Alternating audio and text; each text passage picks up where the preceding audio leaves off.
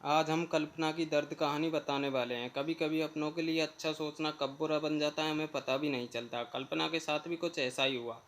तो आइए अब जानते हैं कि क्या है कल्पना की दर्द भरी कहानी। कल्पना एक मध्यम वर्गीय परिवार से थी, जिसने अपने स्नातक की पढ़ाई पूरी कर ली थी और वो अपने घर पर ही छोटे बच्चों को ट्यूशन पढ़ाती थी।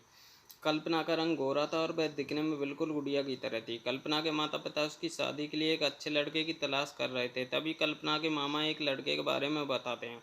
वो कहते हैं कि लड़के का नाम राहुल है, वह किस कंपनी में मैनेजर के पद पर है और महीने के 70,000 कमाता है। कल्पना के माता पिता ने लड़के की फ़ोटो देखी तो उन्हें लड़का पसंद आ गया। जब जब कल्पना की मां ने कल्पना को लड़के की तस्वीर दिखाई तो कल्पना ने कहा, जब आप दोनों को लड़का पसंद है तो मुझे भी पसंद है। अब लड़का और लड़की वालों के परिवार ने मिलकर शादी की तारीख तय कर दी। कल्पना के माता पिता बहुत खुश थे कि उनकी बेटी की शादी एक अच्छे घर में हो रही है।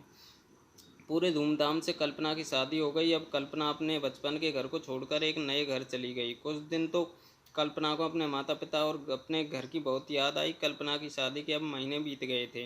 अब उसके पति राहुल पहले जैसा व्यवहार कल्पना के साथ नहीं करता था। कल्पना से वो चिड़चिड़ा सा रहता था। राहुल अब न पहले जैसा कल्पना को प्यार करता और न ही उसकी बातों को मानता। कल्पना को समझ नहीं आ रहा था कि वो क्या करे। वो बस रोकर अपने दर्द को कम करने की कोशिश करती। एक दिन कल्पना को पता चला कि राहुल सिगरेट पीने के बहाने छत पे जाता और किसी लड़की से बातें करता है।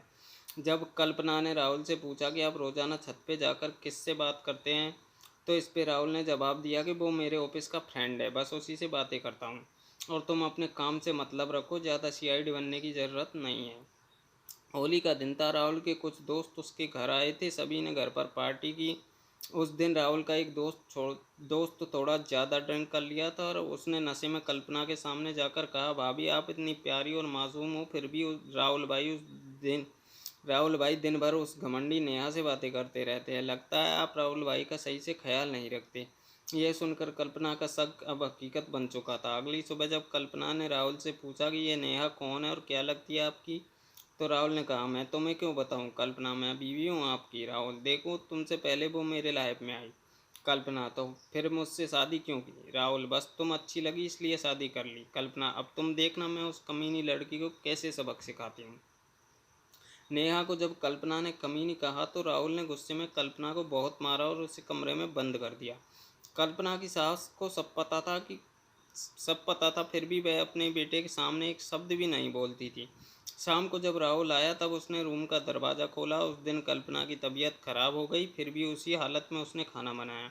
कल्पना ये सारी बातें अपनी माँ को बताना चाहती थी, लेकिन चाहकर भी वह नहीं बता पा रही थी, क्योंकि वह जानती थी अगर उसके माता पिता को ये सब पता चलेगा तो वह परेशान हो जाएंगे।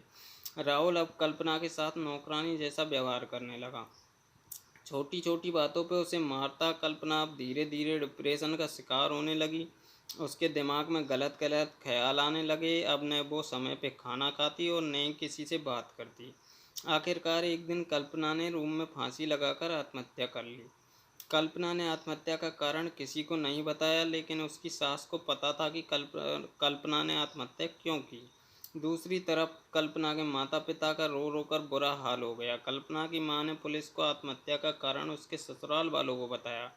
पुलिस राहुल और उसके माता पिता को ले गए, लेकिन पैसों के दम पर कुछ ही दिनों में राहुल और उसके माता पिता जेल से छूट गए।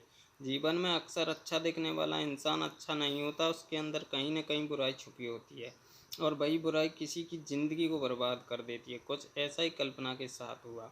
तो दोस्तों, हमारी ये स्टोरी आपको कैसे लगी, हमें कमेंट करके ज़रूर बताएं। धन्यवाद।